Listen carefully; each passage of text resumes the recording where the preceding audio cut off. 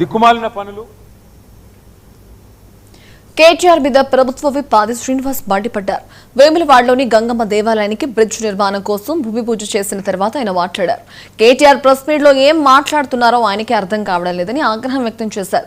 2 ఏళ్ల ఇందిరమ్మ పాలన, ప్రజాపాలన మీద కేటీఆర్ విషయం చిమ్ముతున్నారని అన్నారు. రాష్ట్రంలో తుగ్లక్ పాలన అంటే గత బీఆర్ఎస్ పాలనే అని విమర్శించారు. కేటీఆర్ మాటలు ఫ్రస్ట్రేషన్లో ఎప్పుడు ఏం మాట్లాడుతుండో తెలియని సందర్భం ఈ మధ్యలో కనిపిస్తా ఉంది. 2 సంవత్సరాల ప్రజా పరిపాలనలో గౌరవ ముఖ్యమంత్రి రేవంత్ రెడ్డి గారి నాయకత్వంలో ఓ పక్కన సంక్షేమం, మరోవైపు అభివృద్ధి జరుగుతున్న క్రమంలో పార్లమెంట్ ఎన్నికల్లో 0కే పరిమితమై కంటోన్మెంట్ ఎన్నికల్లో 3వ ప్లేస్కి వెళ్ళిపోయి జబ్బలు జరుచుకుని జూబ్లీహిల్స్లో గెలుస్తా అని చెప్పి ఓడిపోయిన తర్వాత నుంచి కూడా ఫ్రస్ట్రేషన్ మరింత ఎక్కువై అక్కస్సును వెల్లగక్కుతున్న వేళ లోకమంతా కోడై కూసింది. ఈ రాష్ట్రంలో 65 నుంచి 66% సర్పంచులు కాంగ్రెస్ పార్టీ నుంచి గెలుపొందినారు.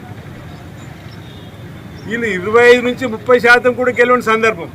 కానీ ఓ కాలుకు బల్పం కట్టుకొని తిరుగుతున్నట్టుగా రాష్ట్రంలో జిల్లాలన్నీ కూడా సర్పంచ్ సన్మానం పేరిట తిరుగుతున్నారు. అరే ప్రజలు చిత్కరించినా, ప్రజలు చీకొట్టినా సన్మానాల పేరిట ఎందుకు ఊరేగుతున్నారో అర్థం కావడం లేదు.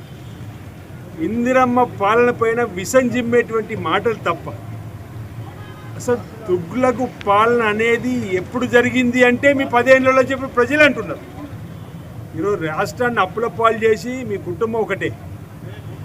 తుగ్లక్ పాలన జరిపింది మీ పాలన అని చెప్పని మీ కుటుంబం నుంచి ఈరోజు వస్తున్నట్టు ఆ రూపాయలకు సమానం చెప్పలేక అవినీతి అక్రమాలు, నాణ్యత లేని కట్టడాలు, వేల కోట్లకు పరిగెత్తడం, కేవలం మీ కుటుంబాలే బంగారమైతే కాదు తెలంగాణ బంగారం అయినప్పుడుగా తెలంగాణ అభివృద్ధి చెందిందని చెప్పని సొంత చెల్లి కవిత అంటే ఆమెకు సమాజం చెప్పకుండా అరే మీ సొంత బావ టెలిఫోన్ను